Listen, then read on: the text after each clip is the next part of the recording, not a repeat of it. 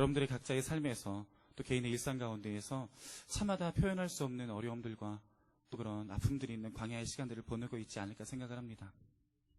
저는 오늘 이 본문을 통해서 여러분들과 함께 오늘 제목처럼 베드로가 경험했던 빈 배를 통해서 우리들의 삶 가운데도 베드로가 경험했던 것처럼 빈 배와 같은 삶, 베드로가 어부로서 빈 배를 경험했던 것이 절망의 순간이었다면, 광야와 같은 순간이었다면 우리들의 삶 가운데에도 계속해서 일어나고 있는 그 빈 배와 같은 삶과 또 광야와 같은 삶 가운데에서 우리가 어떠한 것들을 묵상하며 어떠한 하나님의 마음들을 우리가 알 수 있을까라는 것들을 한 3가지 정도 이야기를 나눠보려고 합니다.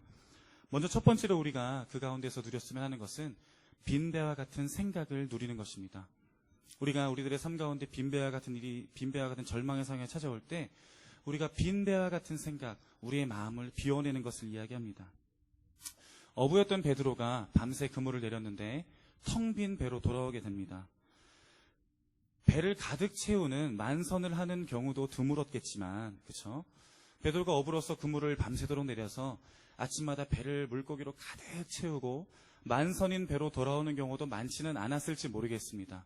하지만 어부의 삶을 평생 살아왔던 베드로의 인생에서 빈 배로 돌아오는 날도 많지는 않았겠다라는 생각을 해보게 됩니다.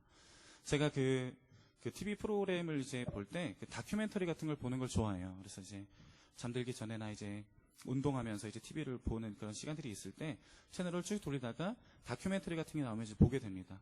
제가 그 인상 깊게 봤던 다큐멘터리 중에 하나가 극한 직업이라는 다큐멘터리예요. 극한 직업. 뭐 우리나라뿐만 아니라 세계에서 이제 어려운 그런 일들을 하면서 살아가고 있는 정말 극한의 일을 하고 있는 사람들을 이제 모습을 보여주는 그런 프로그램인데요. 제가 지금 생각나는 것들이 그 유리 공예하는 사람들의 모습이 나왔었고요. 뜨거운 그 유리를 이제 녹여서 입으로 불어서 유리를 만드는 그런 일들 하는 사람이 있었고요. 근데 지금 나라가 정확히 기억나지 않는데 그 보석이 굉장히 유명한 나라더라고요. 보석. 동남아시아 쪽에 있는 어떤 나라였는데 보석을 말 그대로 땅을 파서 흙 속에 묻혀있는 보석을 걸러내더라고요. 흙을 잔뜩 퍼올려서 물로 씻어서 이렇게 채 같은 데 이렇게 채해서 진짜 이렇게 조그만 보석 알갱이들을 하나하나 이렇게 건져내서 이렇게 파는 그런 모습들 나오고요. 근데 제가 그 중에서 되게 인상 깊었던 오늘 본문을 생각나게 했던 하나의 직업이 뭐였냐면요. 갈치잡이배입니다. 갈치잡이배였어요. 제가 그 얘기를 잠깐 들려드리겠습니다. 갈치잡이를 하는데 잘 이름이 정확히 기억이 안 납니다. 안강망 그물을 쓴다고 하더라고요. 근데 이제 그물이 크게 이제 이렇게 네모난 통처럼 생긴 큰 그물을 내려서 조류에 의해서 이제 물고기떼가 그 안에 들어가게 한 다음에 그물을 건져 올린다고 하더라고요. 그래서 다큐멘터리를 보니까 선장님이 그 선장실 안에서 열심히 어군 탐지기를 보고 있어요. 이 정도면 되겠다. 이쯤면 갈치를 잡을 수 있겠다 싶어서 뭐 경력들이 엄청나시잖아요. 그렇죠? 20년, 25년, 30년 경력을 가지는 그 선장님이 어군 탐지기를 보고 그물을 쫙 이렇게 펼쳐놨어요. 그리고 2시간, 3시간 지난 다음에 이제 그물을 올려봤는데 그물 묵직하게 이제 그물이 올라오는 거예요. 그 사람들이 기대하는 마음으로 그물을 끌어올려서 그물을 풀어보니까 물고기가 많이 잡히긴 했어요. 근데 이 선원들이 잡고자 했던 갈치는 별로 잡히지 않았더라고요. 근데 갈치는 별로 많이 잡히지 않고 뭐 이런 이상한 좀 아구인가요? 예. 징그럽게 생긴 그런 물고기들이나 그 사람들 편에 잡어라고 하더라고요. 잡어. 이거 잡긴 많이 잡았는데 다 잡어들이어서 이거 뭐 쓸 데도 없어요라고 하면서 굉장히 그 허탈한 피곤한 모습으로 물고기들을 정리하고 있는 모습을 보고 있었습니다. 근데 그 중에서 그 잡어들이 잔뜩 올라온 그 상황에서 그 선원들이 되게 기쁘게 선원들을 되게 힘나게 했던 게 뭐냐면 병어였어요. 병어가 좀 둥글럽적하게 생겼더라고요. 선장이랑 그 선원들이 큼직한 병어가 몇 마리 들어온 걸 보면서 굉장히 기뻐하더라고요. 갈치는 못 잡았지만 우리 오늘 이 병어로 저녁에 회 떠서 맛있게 저녁 먹고 쉬자 하면서 그 병어를 회 떠서 먹는 모습으로 하루를 마무리하는 그런 모습이 있었습니다. 베드로도 아마 아까 제가 말씀드린 것처럼 만선을 하는 날은 많지 않았을 거예요. 그렇죠? 근데 베드로가 만선을 하진 못하더라도 물고기를 잔뜩 잡아서 물고기를 팔아서 내 생계를 키울 수 있는 그런 일은 드물다 할지라도 빈배로 돌아오는 일은 별로 없었을 것입니다. 내가 계획했던 만큼 이루는 것은 어려울지라도 그래도 적어도 베드로의 입장에서 내가 오늘 밤새 그물질을 냈으니까 내가 잡은 물고기들 가지고 나가 팔지는 못할지라도 우리 가족들끼리 맛있게 반찬을 해먹을 수는 있겠다 정도는 잡는 일들이 보통이었을 것 같아요. 근데 오늘 본문에서는 여러분들이 함께 읽었던 것처럼 텅 빈 배로 돌아왔다라고 이야기하고 있습니다. 베드로도 아마 그물을 내리고 올리는 내내 의아한 생각이 들었을 것 같습니다. 어이도 없었을 것 같아요. 결국 가족들 먹을 생선 하나 없이 돌아온 베드로는 어떤 마음으로 그 아침에 그물을 손질하고 있었을까요? 전날 밤에 있었던 나의 실패를 만회하려고 하는 그런 치열한 결심이 있었을지도 모르겠습니다. 학생들이 이제 그 TV나 드라마 같은 데 보면 시험을 망쳐놓고 다음 시험에 대비하기 위해서 머리에 하얀 끈을 질끈 묶어매고 필승이라고 쓰고 열심히 시험 공부를 하는 그런 모습일 수도 있겠고요. 또는 내가 계획했던 어떤 일들이 마음대로 되지 않았을 때 다시 한번 신기일전하여 무언가를 이루려 하는 그런 치열한 모습이었을지도 모르겠어요. 그러한 마음으로 그물을 손질하고 내일을 준비하고 있지 않았을까요?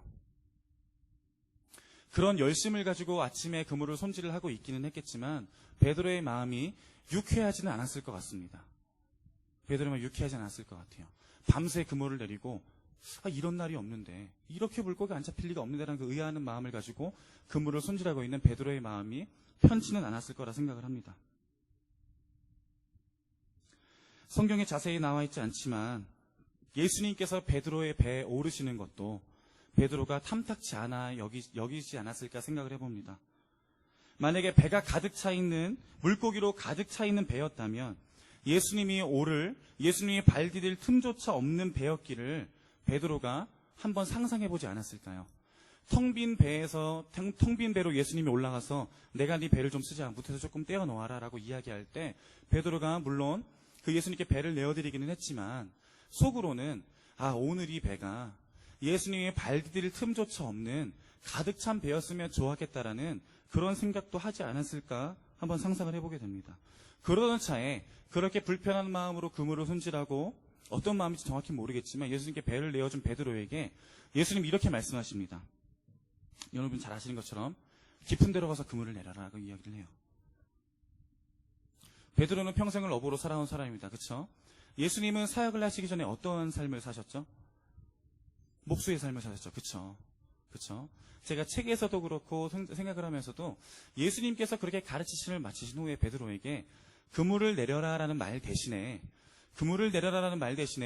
목수로서 어부에게 해줄 수 있는 조언이었다면 평생 나무를 만지고 망치질을 하며 살아왔던 예수님의 그 목수의 삶에서부터 나오는 목수로서 해줄 수 있는 어떠한 조언이었다면 베드로가 그럴 수 있겠네라고 받아들일 수 있을지 모르겠어요.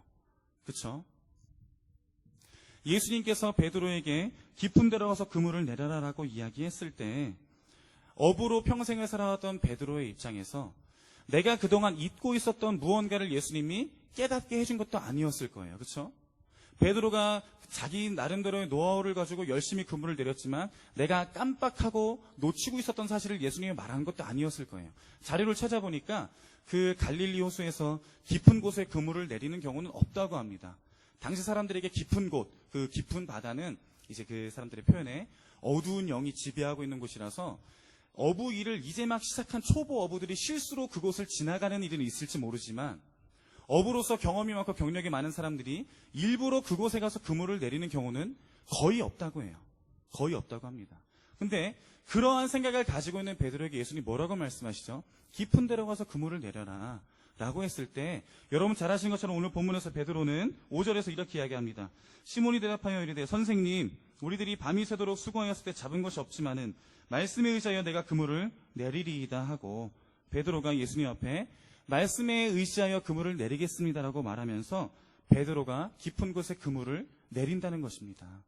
근데 저는 여기서 한 가지 더 질문을 던져보고 싶어요. 베드로에게 어부로서의 경험도 많고 그렇죠? 목수였던 예수님의 조언을 들을 만한 그런 배경이 없는 베드로가 예수님의 말씀에 순종할 수 있었던 베드로가 예수님 앞에 내가 말씀에 의지하여 그물을 내리겠습니다라고 말하게 되었던 그 배경이 무엇일까? 베드로의 마음을 그렇게 움직이게 했던 그 배경이 무엇일까라는 질문을 다시 한번 던져보게 되었습니다. 누가복음 4장에서는 시몬의 장모의 열병을 고치셨던 사건이 기록되고 있습니다. 그렇죠? 베드로의 장모님이 열병을 고친 사건이었겠죠. 이러한 사건뿐만 아니라 베드로가 살아갔던 삶의 환경 속에서 예수님이란 분이 하나님의 복음을 전하며 수많은 이적과 그런 표적을 행하며 그 복음을 전하며 다닌다는 이야기를 베드로가 들었을지도 모르겠습니다. 그리고 심지어 베드로가 예수님께 배를 내어드렸을 때 자신의 배에 올라서 수많은 사람들에게, 그 무리들에게 하늘나라의 비밀을 전하시며 복음을 전하시는 예수님 이야기를 누구보다도 가까이서 선명하게 그 이야기를 들을 수 있었을 것입니다.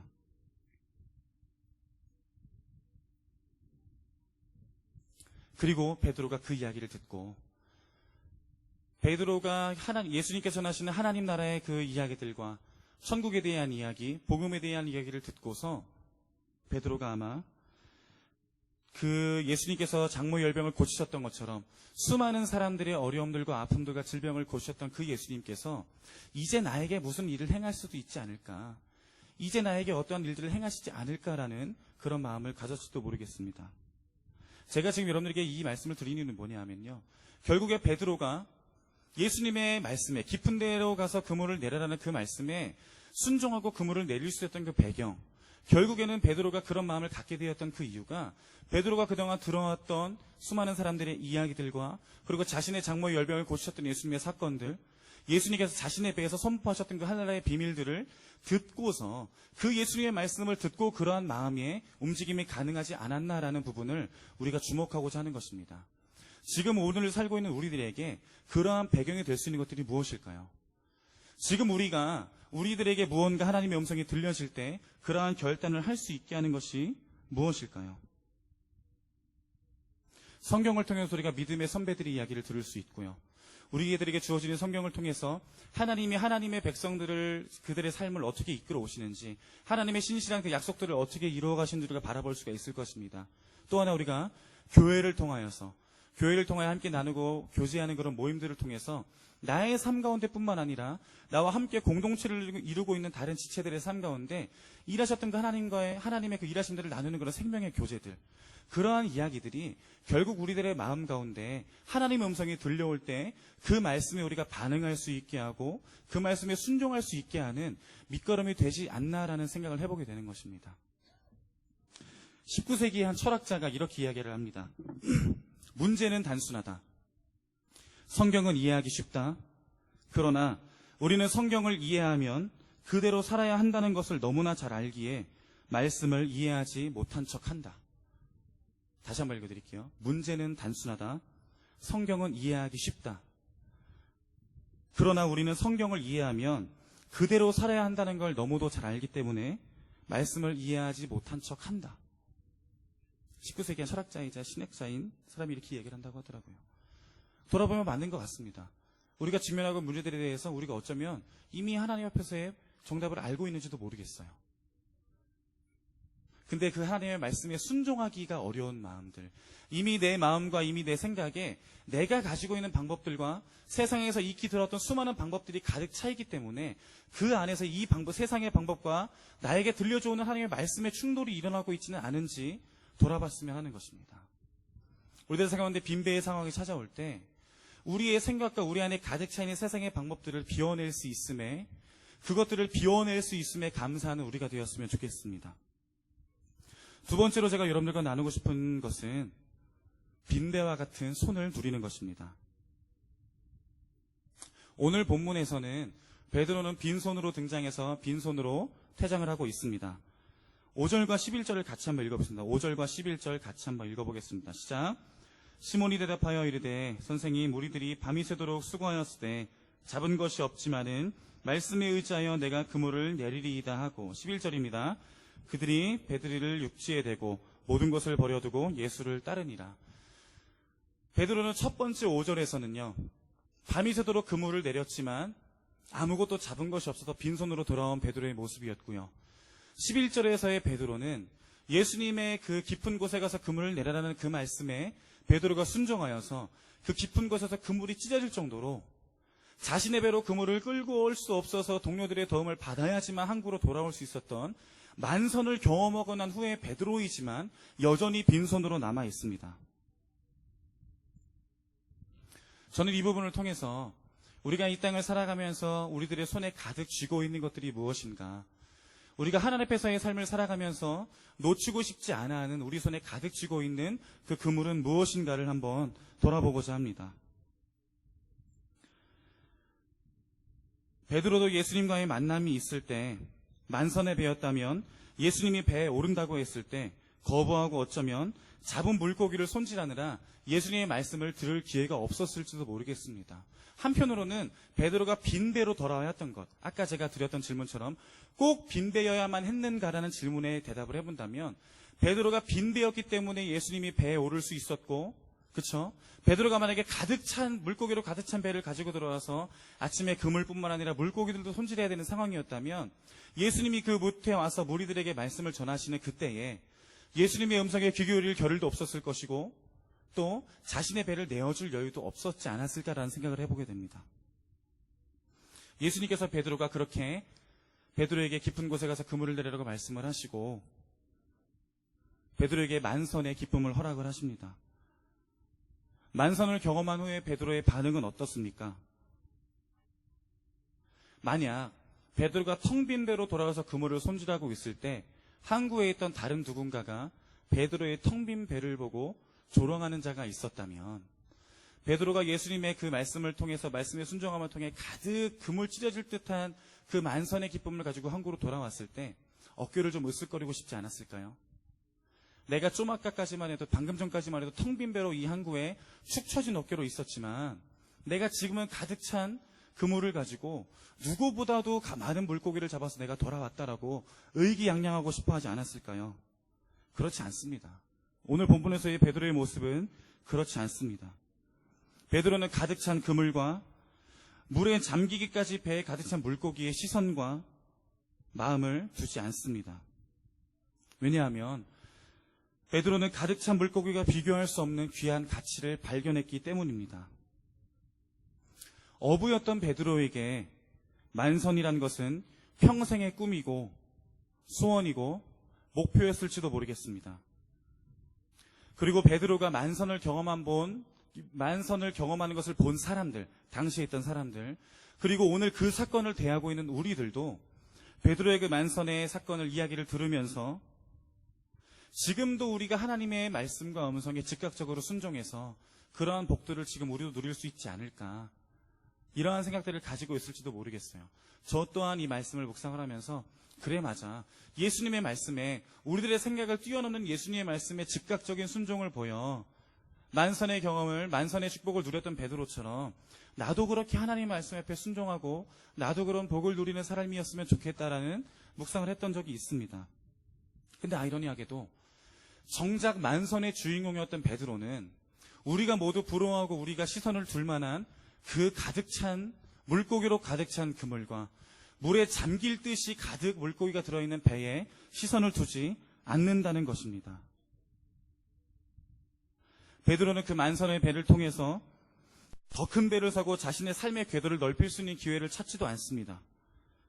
베드로는 물고기가 가득 찬 그물을 손에서 붙잡지 않습니다. 베드로는 만선을 통해 바로 지금 내 앞에 있는 예수님이 누구신지 그리고 자신이 누구인지를 알게 된 것입니다. 여러분들 잘 아시는 찬양 중에 이러한 찬양이 있을 것입니다. 제가 가사를 읽어드릴게요. 천국은 마치 밭에 감추인 보아, 땅속에 묻힌 아무도 모르는 보석. 율동하면서 많이 이런 찬양을 하곤 하죠. 그렇죠? 그리고 이제 그 다음 가사가 이렇게 됩니다. 그 보물 발견한 사람은 기뻐 뛰며 집에 돌아가 집 팔고 땅 팔고 냉장고 팔아 기어이 그 밭을 사고 말 거예요. 이 노래의 가사처럼 베드로에게 갈릴리에서 예수님과의 만남은 그토록 기다리고 소원했던, 이전에 둘도 없는 소망이었던 만선의 기쁨과는 비교할 수 없는 놀라운 가치를 발견한 것입니다. 지금 우리가 손에 쥐고 있는 것들이 무엇인지 돌아봤으면 좋겠습니다. 지금 우리가 세상의 가치들을 기준으로 손에 쥐고 있는 것들이 무엇인지 돌아봤으면 좋겠습니다. 잘 모르겠어요. 말씀을 준비하면서 한참 생각을 해봤습니다. 지금 이 시대를 살고 있는 우리 성도님들이, 그쵸? 가정을 이루고 가장의 짐을 지고 있는 우리 성도님들이 어떠한 것들을 손에 쥐고 있을까 생각을 해봤어요. 근데 사실 잘 모르겠습니다. 막 이렇게 마음으로 깊이 막 사무치게 다가오지 않더라고요. 여러 가지가 있겠죠. 가정의 문제들이나 자녀의 문제들, 건강의 문제들, 사업의 문제나 직장의 문제들. 우리가 고상하게 내 비전입니다. 내 꿈입니다. 이렇게 우리가 포장을 하고 있기는 하지만 정말 그것이 하나님께서 지금 우리들의 손에 쥐길 원하시는 것인가? 그렇죠? 한번 돌아보길 소원하는 겁니다. 예수님께서 베드로에게 만선의 기쁨을 허락하시지만, 그렇죠? 베드로는 그것을 취할 것으로 여기지 않고 그 그물을 놓았을 때 예수님께서 그 그물을 놓았던 비어있는 손에 예수님께서 다른 것을 쥐어주십니다. 그게 뭐죠? 오늘 본문 10절 같이 한번 읽어볼게요. 10절. 오늘 5장 10절 같이 읽습니다. 시작. 세베대의 아들로서 시몬의 동업자인 야고보와 요한도 놀랐습니다. 예수께서 시몬에게 이르시되 무서워하지 말라. 이제 후로는 내가 사람을 취하리라 하시니, 베드로가 그 그물 찢어질 듯 가득한 물고기들을 손에 쥐지 않고 내려놓았을 때 베드로의 그 삶의 목표이자 어쩌면 간절한 소원이고 자신의 그런 굴레와 같은 삶의 탈출구라고 여겼을지 모르는 말 그대로 사업의 성공이잖아요. 그렇죠? 세상을 살아가는 베드로의 모습 가운데 만선은 더할 나위 없는 성공이잖아요. 그렇죠? 그 성공을 내려놓았을 때 내가 사명이라, 내가 비전이라, 내가 꿈이라 말하는 그것을 내가 다시 한번 주님 앞에 돌아보고 말씀 앞에서 내가 그 손에 힘을 놓았을 때 베드로의 손에 주어진 것이 무엇이죠? 하나님께서 허락하신 사명이잖아요. 그렇죠? 예수님을 통해 주어지는 사명이 그 그물을 내려놓았던 손에 다시 쥐어지는 것을 우리가 보게 됩니다. 지금 우리들의 손에는 어떤 것들이 쥐어져 있나요? 지금 우리가 간절히 소원하고 내가 주님 앞에 이것이 내 비전입니다, 내 꿈입니다라고 말하는 그것이 정말 하나님 앞에 비전이고 꿈입니까? 정말 내가 하나님 앞에서 내가 그것을 손에 가득 쥐고 살아가길 원하시는 그것일까요? 사실 잘 몰라요. 저도 말씀을 보면서 저 스스로 돌아보게 되는 거예요. 지금 내가 꿈꾸고 있는 것들, 지금 내가 이 땅에서 누릴 수 있는 복이라 말하는 것들, 하나님께서 이렇게 하시는 것이 나에게 복 주시는 것 아닐까라고 이야기하는 그것들이 진정으로 내가 손에 쥐고 있어야 하는 그것이냐라는 질문을 다시 한번 던져보는 것입니다. 저는 오늘 이 시간 이 말씀을 우리가 함께 나누고 마음속에 우리 모습을 돌아보며 내가 쥐고 있는 것들이 무엇인가 다시 한번 돌아보는 은혜가 있었으면 좋겠고요. 혹여나 세상의 것들을, 세상의 가치들을 내가 내 손에 가득 쥐고 놓지 못하고 있었다면 오늘 이 시간 그것들의 힘을 풀고, 그 손에 힘을 풀고 하나님께서 나에게 주어주시는 그 사명과 비전을 다시 한번 손에 가득 쥐는 밤이 되기를 소원합니다. 세 번째로 오늘 말씀을 통해 여러분들과 함께 나누고자 하는 것은요, 빈 배와 같은 우리의 마음을 발견하는 것입니다. 베드로가 유대인의 삶을 살아왔습니다. 유대인으로 태어나서 어부의 삶을 살고 있었지만 유대인으로서의 삶도 분명히 있었을 것입니다. 저는 이 말씀을 묵상하면서 베드로가 그 빈 배를 경험하고 또 예수님을 통해서 만선을 경험하는 이 사건을 통해서 베드로가 어떻게 죄인이라는 고백을 하게 되었을까라는 생각을 해봤어요. 여러 가지 이야기가 있을 것입니다. 예수님의 기적을 통하여서, 예수님께서 행하신 기적들을 통하여서 그분이 어떤 자연의 그런 것들을 다스리시고 통치하시는 하나님이라는 것들을 깨닫게 되고 그 하나님의 임재 앞에 죄인의 고백을 하게 되었다는 이야기도 있을 거예요. 근데 저는 묵상을 하다 이런 생각을 하게 되었어요. 빈 배가, 베드로가 예수님을 만나기 전에 경험했던 그 빈 배가 베드로가 유대인으로 살아왔던 자신의 지난 삶의 모습과 너무 비슷했을 거라는 생각을 하게 되었습니다.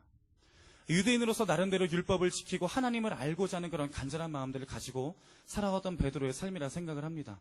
근데 어땠을까요? 그렇게 유대인으로서 열심히 하나님을 소망하며 율법을 지키며 열심히 몸부림치며 아둥바둥 살아왔지만 결국 그 베드로의 삶은 어땠죠? 오늘 내가 밤새 그물을 내렸는데 그 배가 텅 빈 배로 돌아왔을 때 현실에서의 그 무게감과 현실에서 베드로가 감당해야 했던 그 좌절감과 현실에서 베드로가 감당해야 했던 그 허탈함, 현실에서 억눌려야 했던 그 내일에 대한 무게들은 베드로를 여전히 누르고 있었습니다. 베드로는 그 현실 앞에 자신의 그 하나님을 알고 율법을 지키며 열심히 살아간다고 살아가지만 여전히 공허함과 여전히 채워지지 않는 그 갈급함을 가지고 있는 자신의 삶이 자신의 그 텅 빈 배와 너무 오버랩되었을 것 같은 거예요. 그리고 예수님의 말씀이 순정하여 깊은 곳에 그물을 내렸을 때 가득 찬 그 그물을 끌어올리면서 무슨 생각을 했을까요? 아까 제가 말씀드린 것처럼 내가 그 물고기를 얼른 항구로 가져가서 빨리 시장이 문 닫기 전에 물고기를 갖다 팔아야겠다. 내가 이 물고기를 내가 오늘 이 지점에 열심히 그물을 내려서 물고기를 잔뜩 잡아가지고 배도 좀 더 사고 사람들도 부리고 이런 생각을 했을까요? 아니요. 저는 그렇게 생각하지 않았습니다. 그 가득 찬 그물을 끌어올리는 베드로가 나에게 깊은 곳에 금을 내리라고 했던 저 예수님이 내 텅 빈 배와 같은 내 삶을, 율법을 가지고 살아갔지만, 하나님 앞에 몸부림치며 살아갔지만 여전히 텅 비고 공허하고 허탈함과 좌절과 내일에 대한 두려움 가운데 살아가는 내 삶을 가득 채워줄 그분이겠구나라는 것을 깨달았을 거라 생각을 해요. 다시 한번요. 텅 빈 배의 삶이 하나님을, 예수님을 잃어버린 채, 우리의 소망인 하나님을 놓아버린 채 세상의 방법대로 살아가던 내 삶과 너무 오버랩이 되었을 것 같은 거예요. 지금 이 땅을 살아가고 있는 저의 삶 가운데, 우리들의 삶 가운데 하나님을 놓쳐버리고 그냥 세상의 방법대로 그 똑같은 굴레의 삶을 살아가고 있는 우리들의 삶이, 그 가운데서 느껴지는 공허함들과 좌절함과 허탈함들이 오늘 이 본문에 나오고 있는 베드로가 경험해야 했던 텅 빈 배와 너무 비슷했을 것 같습니다. 그리고 베드로가 가득 찬 그물을 손에 끌어올렸을 때, 그래, 드디어 내 이 삶의 문제들이, 삶의 허탈함과 공허함과 좌절과 절망들이 이제 이 그물로 해결되겠구나라는 게 아니라 절망의 밤을 소망의 아침으로 바꾸시는 예수님에 대한 그 마음이 마음속에 가득 찼을 것 같은 거예요. 그리고 그 내 삶의 그 절망의 삶을 소망의 아침으로 바꾸시는, 그쵸? 그 예수 그리스도 앞에서 내 삶이 그동안 내가 하나님을 알고 율법을 한다고 살아왔지만, 내가 정말 하나님께서 허락하시는 기쁨을 모른 채, 내가 정말 하나님께서 허락하시는 그 천국의 기쁨과 그 자유를 모르고 살았던 내 삶의 모습이 너무 예수님 앞에 부끄럽게 여겨졌을 것 같은 거예요. 그리고 예수님 앞에 나와서 그 그물을 내려놓고 그 가득 물고기로 가득 배를 뒤로 한 채 이렇게 말하는 거죠. 예수님, 내가 죄인입니다. 나를 떠나세요.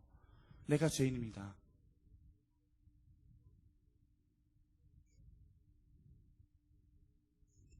지금 우리가 이야기하는 것처럼 이 시대를 살아가는 우리가 기도할 때, 하나님, 내가 죄인입니다. 내가 죄인이에요.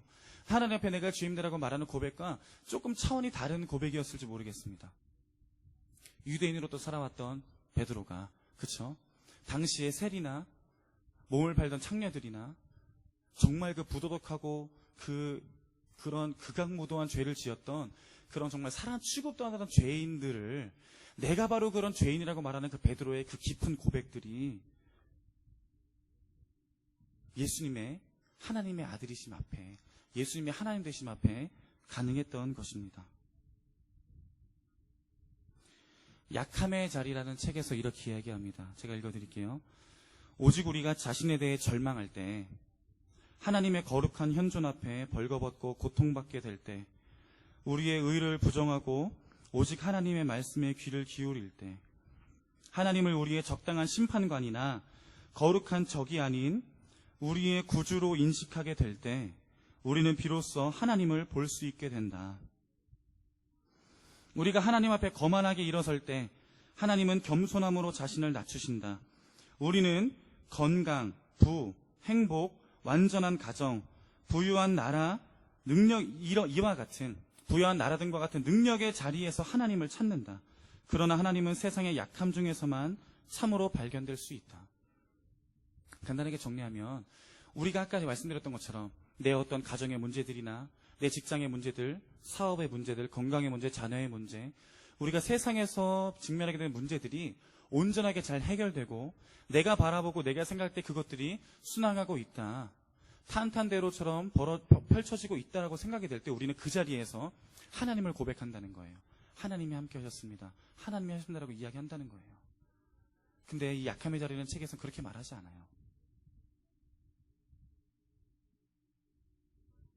하나님은 세상의 약함 중에서만 참으로 발견될 수 있다라고 이야기합니다. 베드로가 예수님 앞에 자신의 죄인됨을 고백을 합니다. 주님, 나를 떠나주시옵소서, 떠나소서, 나는 죄인입니다라고 고백을 해요. 그 예수님 앞에 그 죄의 고백을 한 베드로에게 그 순간은, 내가 죄인임을 고백하는 그 순간은 베드로에겐 절망의 순간이었겠죠. 그렇죠? 유대인으로 살았던 베드로의 삶 가운데 내가 죄인인데 하나님을 지금 마주하게 됐던 그 순간은 더할 나위 없는 절망의 순간이었을 것입니다. 두려움에 가득 찼을 것이고요. 그런 베드로에게 예수님이 하셨던 말씀이 아까 10절의 말씀입니다. 무서워하지 말라. 두려워 떨고 무릎 꿇고 죄인이라고 고백하는 베드로의 삶 가운데 예수님께서 하신 말씀이 무서워하지 말라. 이제후로는 내가 사람을 취하리라. 조금 더 본문을 보다 보면 31절, 32절에서는 이렇게 이야기합니다. 제가 읽어드릴게요. 5장 31절, 32절입니다. 예수께서 대답하여 이르시되 건강한 자에게는 의사가 쓸데없고 병든 자에게라야 쓸데있나니 내가 의인을 부르러 온 것이 아니요 죄인을 불러 회개시키러 왔노라.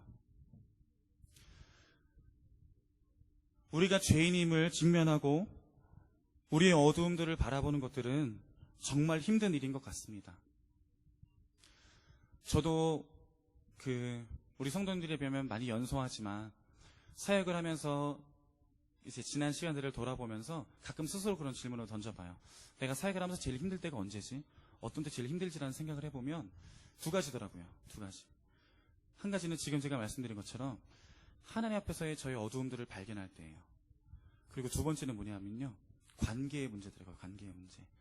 사람들과의 관계에서 어려움이 생겼을 때 이 두 가지가 저를 제일 힘들게 하더라고요.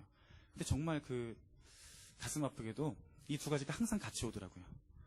관계의 문제 속에서 저의 어두움들을 발견하게 되더라고요.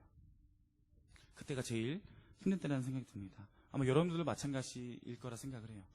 내가 나름대로 신앙생활을 하면서 내가 나름대로 베드로처럼 유대인으로서 율법을 지키면 나름대로 어떤 하나님 앞에서의 삶을 살아왔지만 지금 우리의 삶을 이야기를 한다면 내가 하나님을 믿고 하나님을 따르고 말씀을 늘 바라보며 그 말씀대로 살기를 소원하며 나름대로 살아왔지만 어느 날 문득 그 하나님의 빛 앞에 내가 서보니까 이 정도면 됐지라고 생각했던 내 모습이 여전히 너무 새카만 사람이라고 발견했을 때, 그쵸?